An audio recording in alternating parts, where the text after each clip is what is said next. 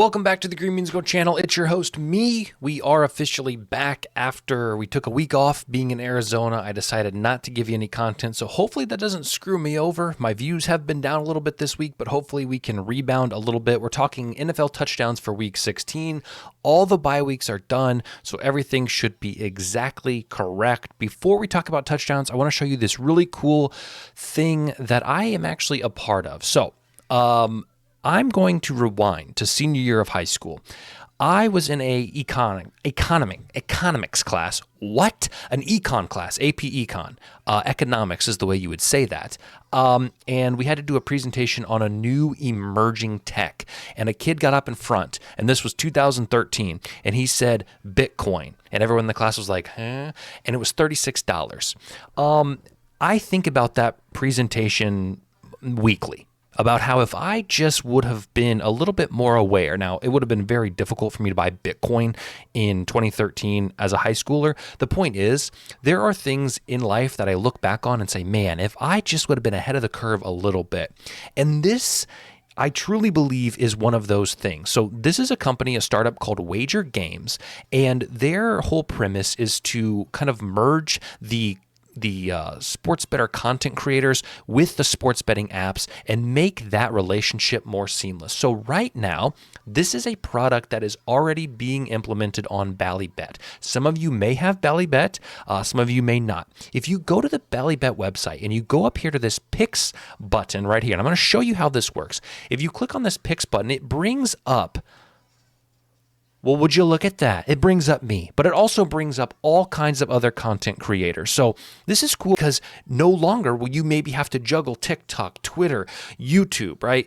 I just think that in 4 or 5 years, we could see content creators creating, right, and their job being somewhat done, but a company like Wager Games stepping in and getting their picks to you in the easiest, fastest way possible. So the other cool feature about this is in this video, I mentioned that I like Houston Texans on the money line and I like the over, and there is a button where you can actually add that to your bet slip. So you're watching it, you like what I have to say, you don't have to go through and figure out where to click around to find the bet. All you do is hit add to bet slip right here. Boom. I'll show you in a second. Okay, after I yap a few minutes, it shows you how many people like it. It shows you how many people copy it. I click add to bet slip, and there it is. Houston Texans and the over is automatically added to your bet slip. So I just want to show you guys, I talk about new tech and new things in the sports betting industry. I think this is cool, and I think this could be something that we end up seeing more ubiquitously and just kind of becomes commonplace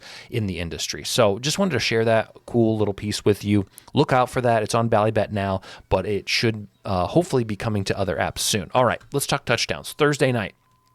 This one is one I'm not terribly excited for. I think it's going to be ugly and low scoring. The Chargers have a good defense. No other way to say it. One of the best in the league at allowing touchdowns.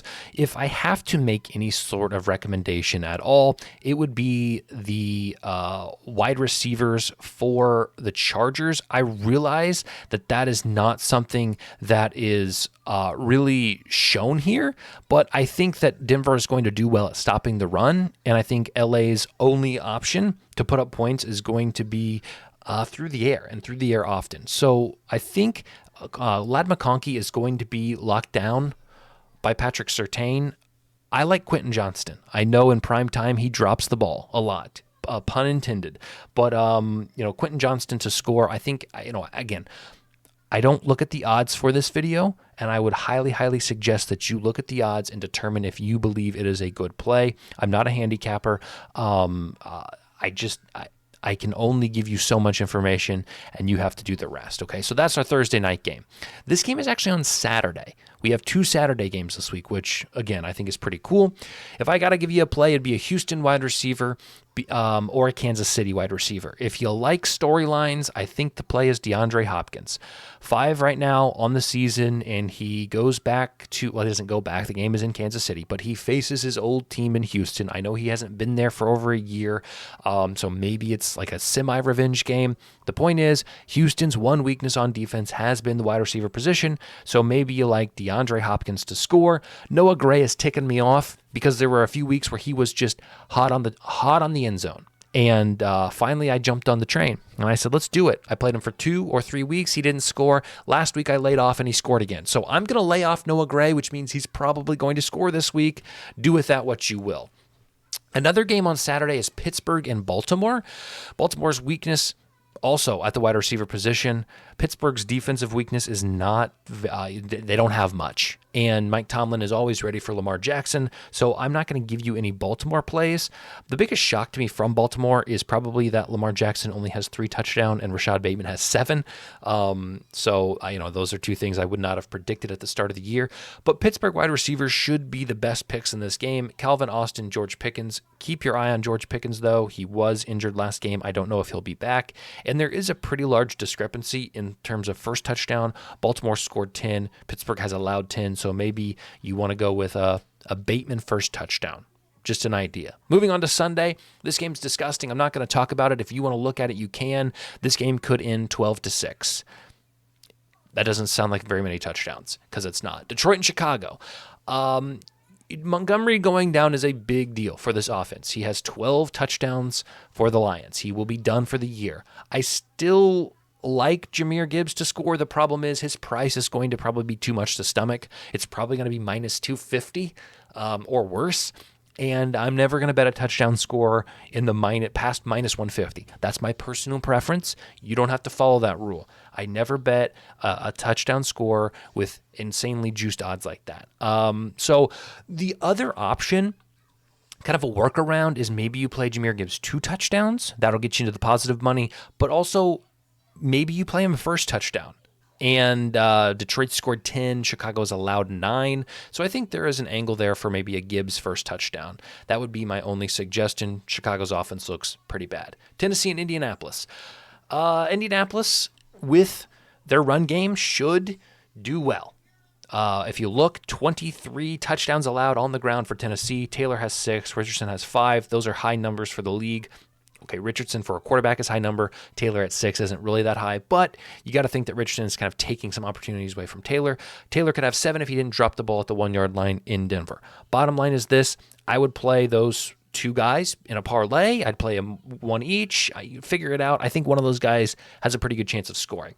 Keep in mind, though, Tennessee is starting Mason Rudolph, which I think boosts their passing game. So while you may look at Tennessee's offense and say, this is ugly, this is disgusting, I don't love it, go back and look and see what games Mason Rudolph has played in and see if he targets a certain wide receiver more than another, and maybe you could find something there. I didn't take the time to do that, but it's a suggestion. Rams and Jets, I think, could be an ugly, low-scoring game. Jets wide receivers would be something I would target. Wilson and Adams are picking up the pace. Jets aren't getting better, but they're getting more attention from Aaron Rodgers, so maybe look towards those guys. Again, check the odds, make sure it's right for you. Philly and Washington, I struggled with this because I can see this going like a 40-45 game, and I could see this going like a 14-10 game. I don't have a read. Philly's offense is obviously one of the best in the league. Washington's defense is hit and miss. Washington's offense is one of the best in the league. Philly's defense is one of the best in the league. Too much back and forth. I didn't see a ton that I liked, so do with that whatever you feel led to do. Arizona and Carolina. Carolina's weaknesses, running backs and tight ends. Well, what does Arizona like to do? It's certainly not throw to their wide receivers, okay?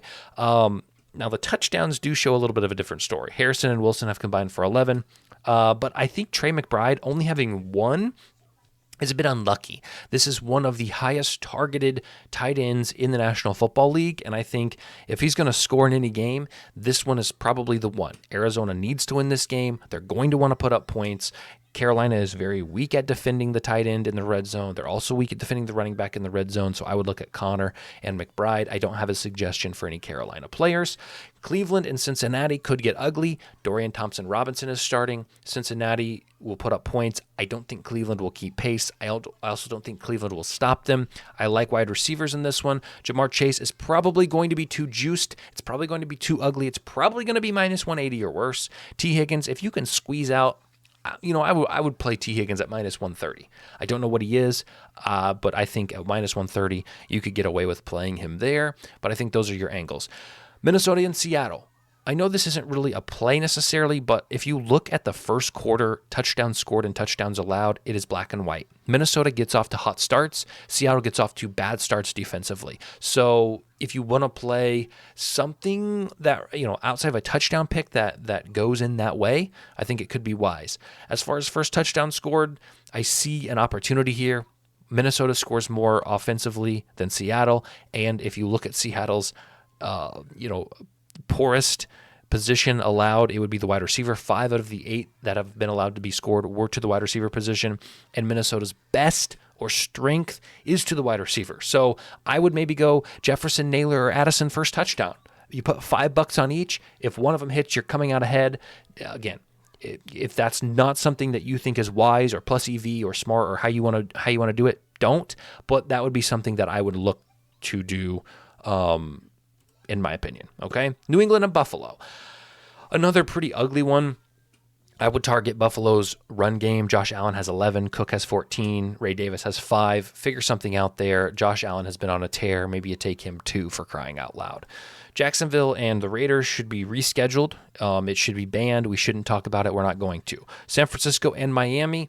Isaac Garundo could be an option. Miami's running backs allowed are one of the highest in the league at 15, but also on the other side, San Francisco is worse, 16 allowed. So maybe you like a Miami running back, maybe you like 2 running backs. I actually like the under in this game, and in my video yesterday, I may have said I like the over.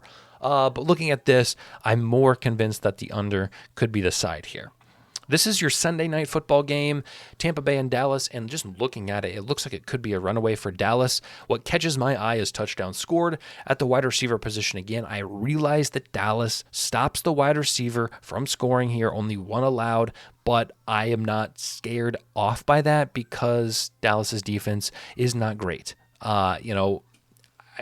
Tampa Bay prefers to pass more than they prefer to run in the most cases. So that's why I would say Mike Evans, Jalen McMillan, Sterling Shepard are decent plays for first touchdown. Lastly, our Monday night game I think also could be ugly. A little worried about it, but Josh Jacobs has been on an absolute tear. He's getting tons of action in the red zone. New Orleans' weakness is allowing the running back to score, so maybe you take Josh Jacobs' first TD. It's not glamorous. It's actually hideous. It's probably going to be plus 300 or worse, so maybe I'd stay away, but that's about all I see for this one. And finally, if you guys do not mind, I am begging you, like and comment. I don't know if that helps push my video out, right? But we can test it out. If you like the content, hit the like. If you hate the content, but you stayed this long, hit the like. And if you want to comment your favorite play, please do that. Thank you all for coming by, and we shall see you. I'm going to make a college football playoff video today, so stay tuned for that, and we'll see you today later.